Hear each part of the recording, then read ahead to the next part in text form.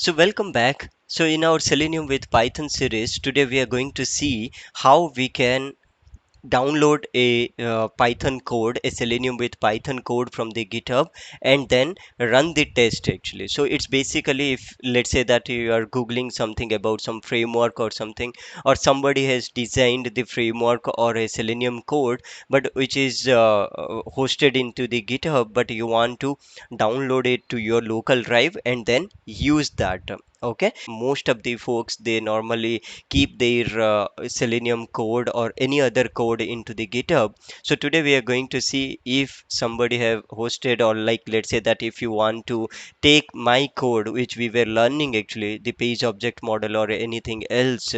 So those things, how you can download it to your local drive and then do some setup, because it's not like you can just take it, download it and then use it as it is. There are certain steps. So today we are going to see those steps, how easily we can download and do the setup as a Python project. Okay, so for this, the minimum requirement is that you should be having pycharm or any of the Python equivalent editors like Visual Studio Code also will work fine, but we will be seeing how we can download the code and use it in pycharm to run the Selenium test. Okay, so here is my Python code which we have been learning actually on this Selenium with Python series. So today, first thing is that create a folder in your directory, local directory, and then open that path into the command prompt. If you are using Windows, if it is terminal, use it. If it is Mac operating system, open it in your terminal, that particular path where you want to download that particular project. Okay,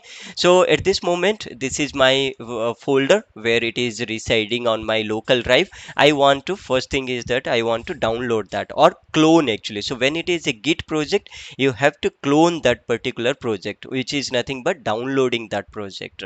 So for this actually you need to, the Git should be installed. So by default, if you are using Mac, it seems like you will have a pre-installed. If not, you can go to the git-scm.com and you can install specific to your platform, whether it is Windows or Mac operating system. Okay, so for this I will be saying git clone and then space, and then here you need to download this one. So you can just copy this one. So here, any project actually in GitHub, you will be seeing a code, and then if you put this, click on this drop down, you will see the GitHub. So this is basically the path of that project on the GitHub. So here git clone, and you have to do like this, and then you just download. Here as you can see, it is cloning. It means that now under this folder, like if I put ls, you can see there is a what do you call, folder created. Now if I go to this drive, and you can see here, and if I put ls, you can see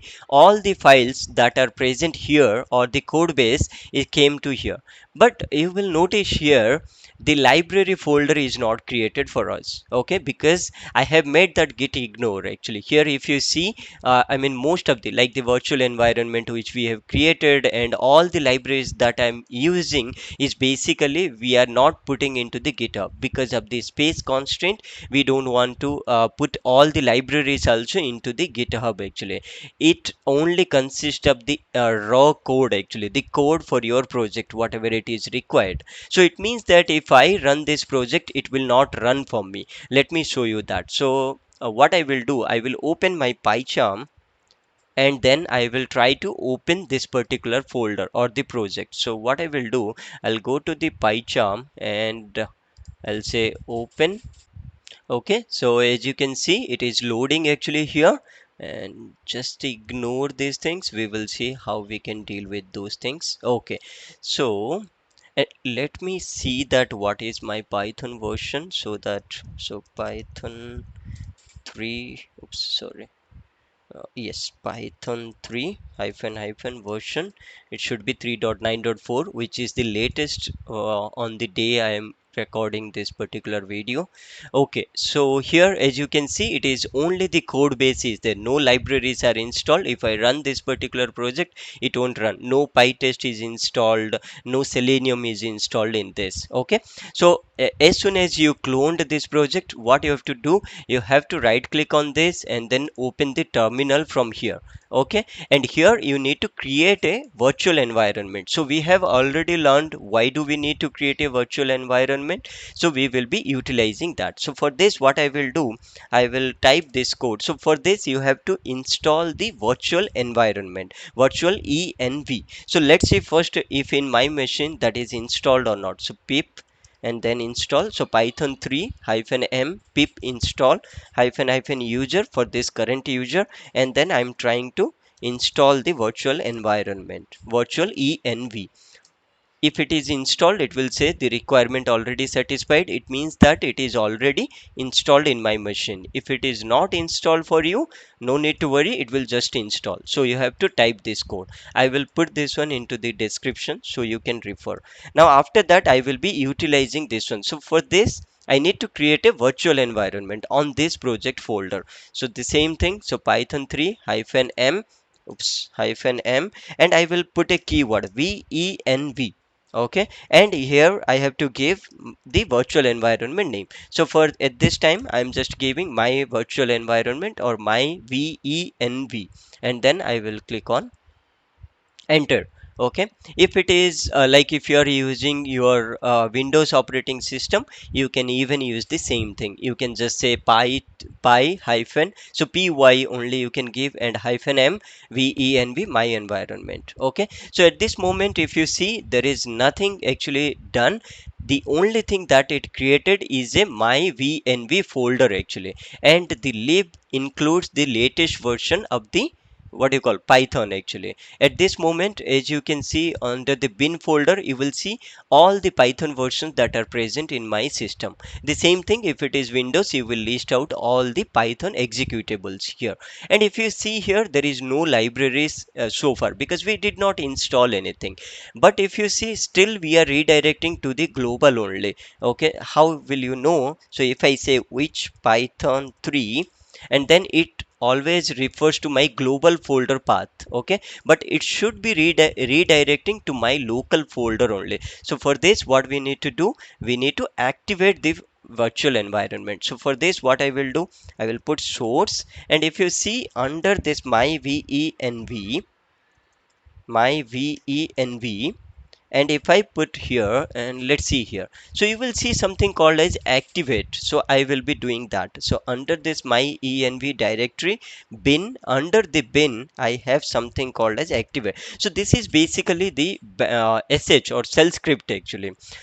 If you are using Windows operating system, you can directly go to this folder slash scripts. So there will be a scripts folder, and then slash activate will be a bat file actually in your Windows. Okay, so source my venv hyphen bin hyphen sorry slash bin slash activate, and if I enter, you can see now it is referring to the local folder. Now how do you know? If I put again my which python 3, then it should redirect. You can see it is now redirecting to my local folder actually, or the local project directory, not the global one. Now this is just to make sure that we are isolating the global Python library versions. Now whatever you are installing, any Python library will be specific to this particular project only. It won't impact any of your other projects. For that reason, it is recommended to use the virtual environment. Fine.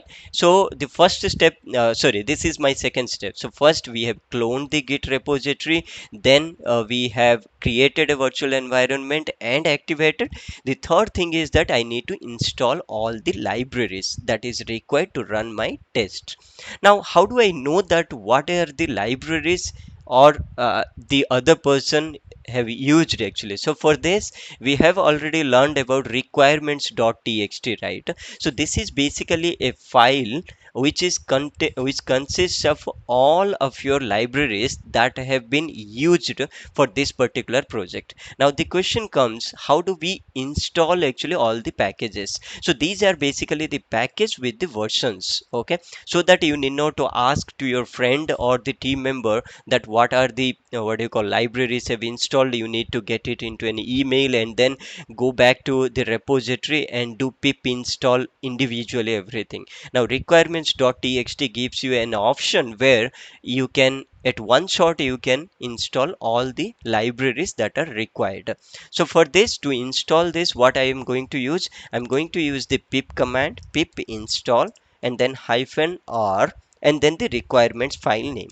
So requirements file is basically a text file and which is present under the root folder of this project. So that's why directly I'm saying requirements.txt. Now if I press enter, it will take certain amount of time and will download all of your libraries.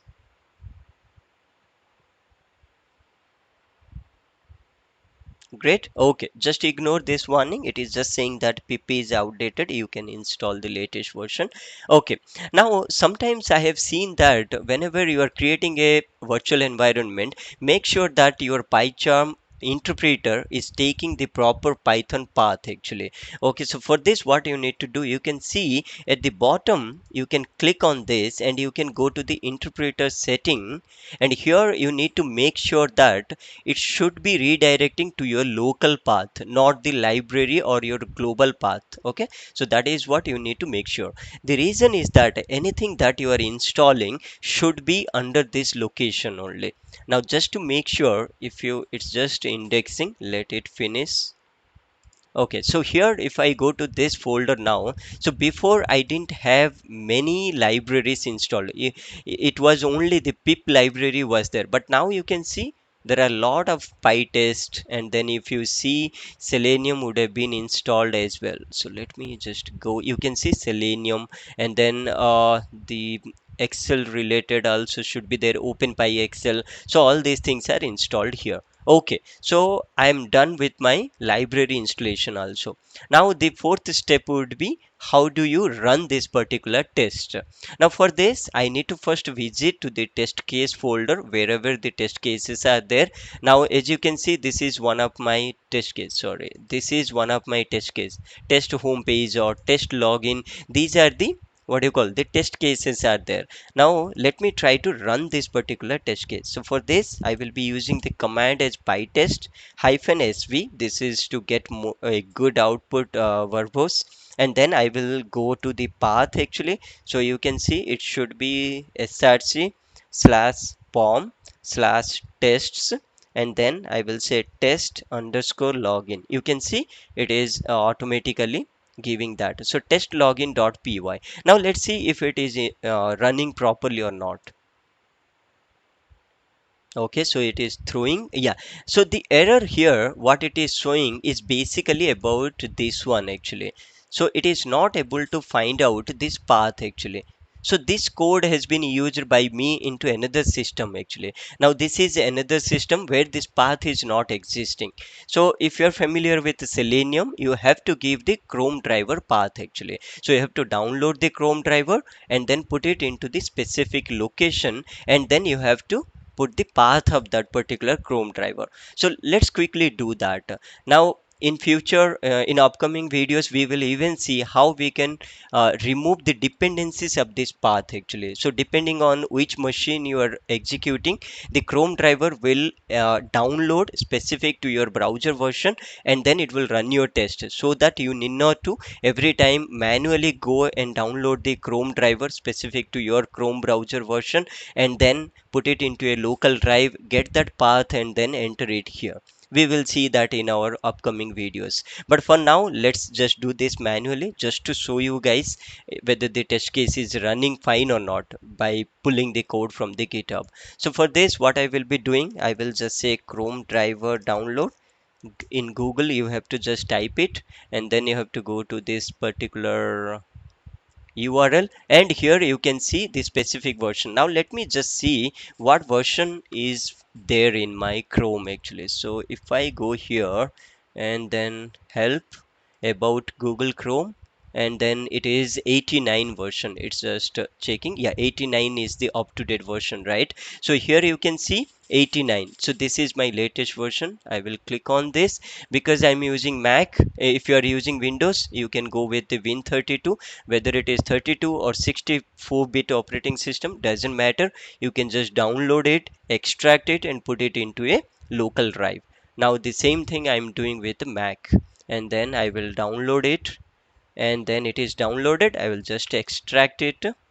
Fine. And once it is extracted, what I will do, so just a moment. Yeah, so let me show you here. So on my downloads folder, you can see that is there. I'll just copy this one, copy this item, go to my user folder under Selenium folder. I will be pasting this one. Now it is asking to overwrite this one. Yes, please replace. Now I have to get the path of this. So now to get the path in Mac operating system, you have to right click on the folder, click on option. You can see copy Selenium as a path name. Click on this one and then go to your pycharm project. And here you need to basically paste the new path where you have downloaded the Chrome driver. Now it should run this particular test properly. Let's see. Okay. Chrome driver cannot be opened, no problem. We'll do one thing. So normally what happens, let me just cancel this. Okay, now the problem is that whenever you are downloading for the first time, make sure that you are opening in terminal. Open it, because the Mac is not able to verify actually whether it is what you call proper exe file or not, or an authorized exe file or not, or the executable file. The reason is that Mac is restricting the executables that you are downloading other than the App Store. So that's why it is not authenticating automatically. So for this you have to just go to the local drive, open the Chrome driver into your terminal, and then you are done. I don't think it is an issue with your Windows operating system. If not, if it is an issue with your Windows also, you can right click on the exe file, run as administrator into the command prompt, and then cancel that. That is the only step you need to do that. Now let's run this particular test. Yeah, as you can see, it is now opening the website, and then it will do whatever the scripts we have written so far. I think it might fail because I have seen that few of the elements have got changed for this application. But yeah, let's wait for some time. So because it is failing, that's why it is taking more time, because it is waiting till the what do you call, till the timeout we have specified in our code. Yeah, so there are, I think, three test cases that is running currently. Yeah, so as you can see, one got failed and but two got passed actually. Now the reason is that a timeout exception, because if you see, let's see that where it got failed. Yeah, as you can see, it failed actually on this wait for product text. Okay, the reason is that let me just go to this, and here we are waiting for this right now. If I go to here, so basically this product text, this is not product level now. This is just title actually. That's why it is failing actually. If I make this one as title, then it will run actually. I'll do one thing for a quicker access. I'll just skip this one as well. These things I will skip so that you can see only one test. So pytest dot mark dot skip, you can do like this. Skip. Okay, and here let's import the pytest. The same thing let me do for other test cases also. I'll just run one test case only so that quickly we can see the test case pass.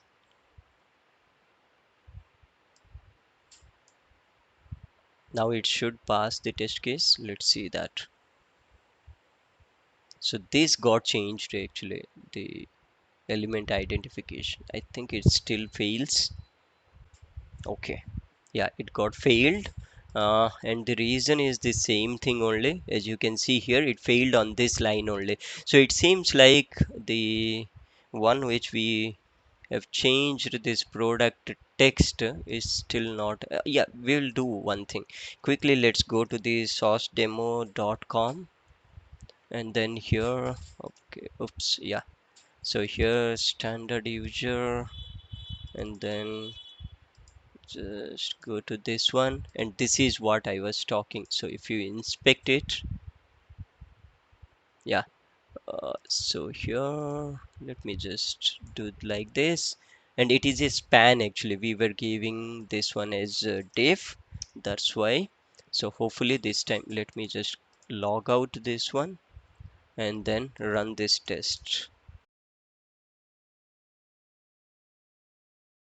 Okay, as you can see, because it worked fine, that's why it finished within less time. And then you can see one test case got passed. This is just to show you guys that the run, actually don't worry about whether it is passed or failed. This is just the way how you can download the code actually from the GitHub and then do some specific steps so that your the test that is written by you or some other persons should be working fine. So these are the steps that you need to do, whether if you are getting the code from somebody else or you are changing your machine. So these are the what you call required steps you need to perform.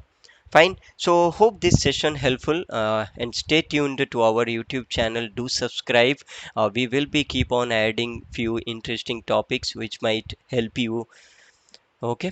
Thank you for watching.